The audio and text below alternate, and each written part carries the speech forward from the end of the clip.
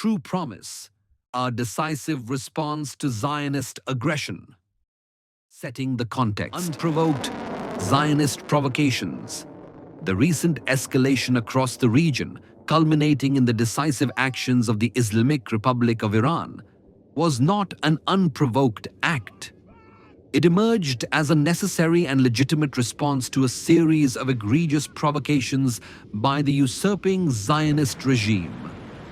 On April 1st, 2024, the Zionist entity committed a brazen act of state terrorism by attacking Iran's consulate in Damascus.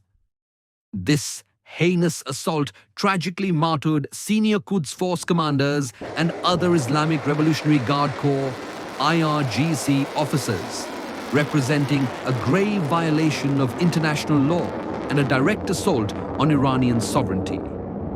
The recent escalation across the region, culminating in the decisive actions of the Islamic Republic of Iran, was not an unprovoked act.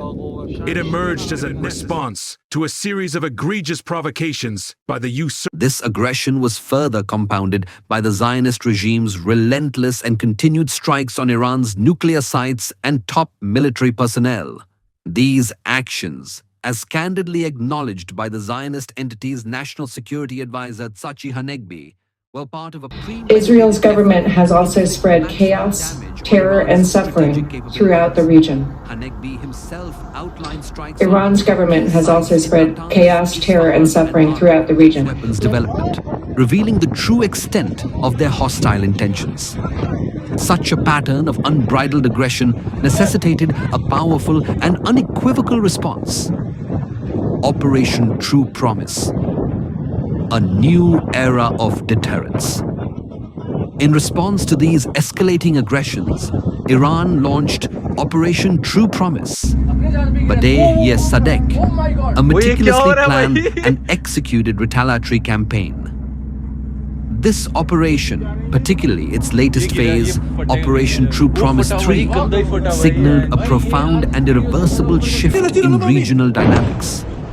Its significance cannot be overstated, as it marked the first time since 1991 that the Zionist entity was directly attacked by the military of another state, fundamentally shattering the illusion of the Zionist regime's unchallenged impunity and demonstrating a new strategic reality in the Middle East. Highlighting the strategic imperative.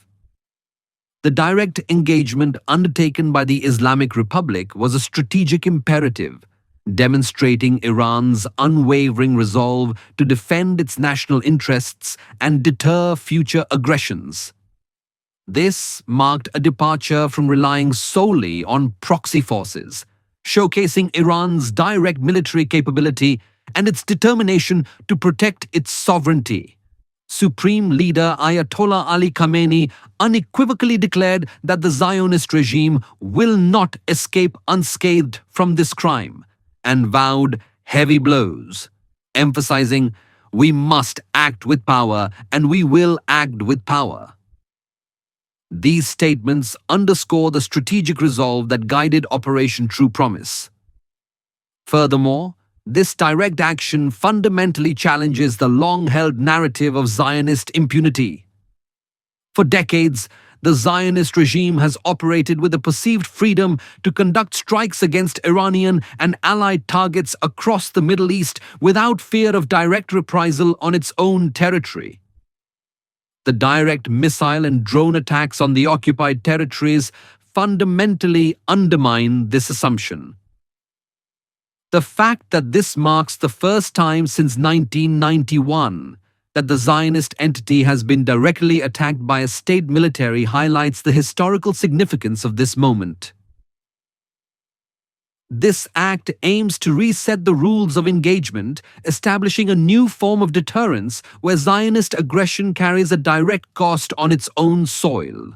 It seeks to erode the psychological advantage the Zionist regime has, potentially leading to greater caution in its future military actions against Iran and the broader resistance front. Iran's unprecedented precision, piercing the Zionist regime's defenses. Detailed account of Iran's missile and drone barrages.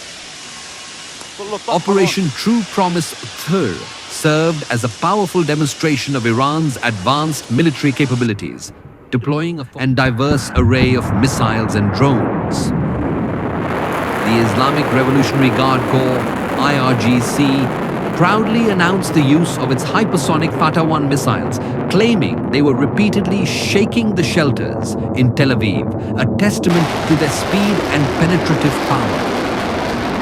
This new wave of missile strikes was launched from various locations, including Tehran and Kermanshah, targeting critical infrastructure deep within the occupied territories. The tactical approach employed by Iran was meticulously designed to overcome the Zionist regime's much-touted air defenses. As detailed by the IRGC's Tasnim news agency, the strategy involved saturating the Zionist air defense systems with a first wave of hundreds of Haysa Shahid 136 and newer, faster-flying, jet-propelled Shahed 238 loitering munitions.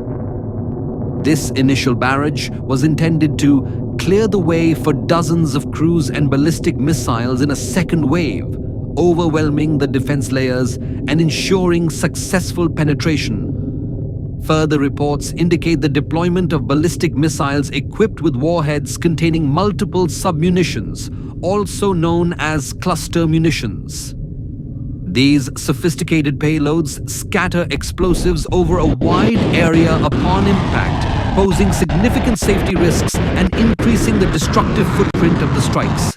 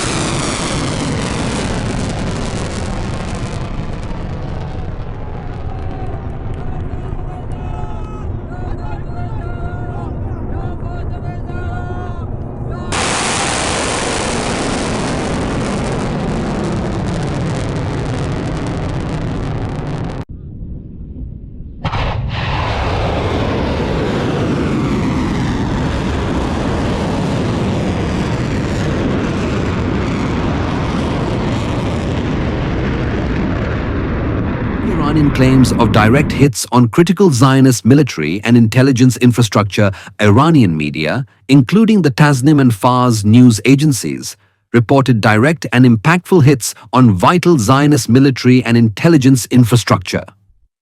Among the key targets, the Zionist regime's Ministry of Defense building in central Tel Aviv was reportedly struck.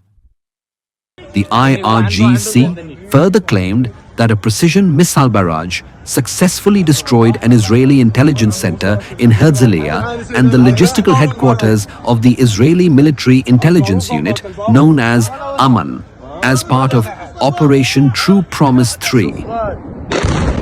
The Islamic Republic News Agency, IRNA, explicitly said that the main target of a recent missile attack was the large Israeli Army Command and Intelligence (IDF C4I) headquarters and the military intelligence camp situated within the Gavyam Technology Park, strategically located adjacent to Soroka Hospital in Beersheba. Beyond these specific intelligence and command centers, other targets reportedly included the Nevatim and Ramon air bases in the Negev desert, critical for the Zionist regime's air operations, as well as the city of Tel Aviv itself, and Dimona, home to the Shimon Peres Negev Nuclear Research Center. These coordinated strikes underscore Iran's capacity to target high-value assets across the occupied territories.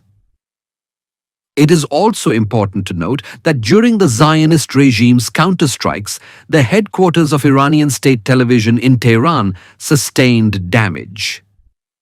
A reporter on air described the studio filling with dust after the sound of aggression against the homeland, highlighting the Zionist regime's willingness to target civilian media infrastructure.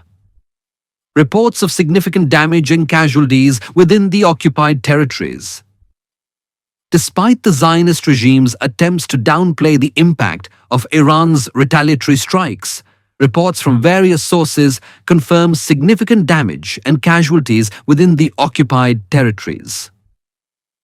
Iranian missiles directly struck the Soroka Medical Center in Beersheba, a major hospital in the south, wounding at least 80 patients and medical workers, and caused extensive damage to an old surgery building and critical infrastructure such as gas, water, and air conditioning systems.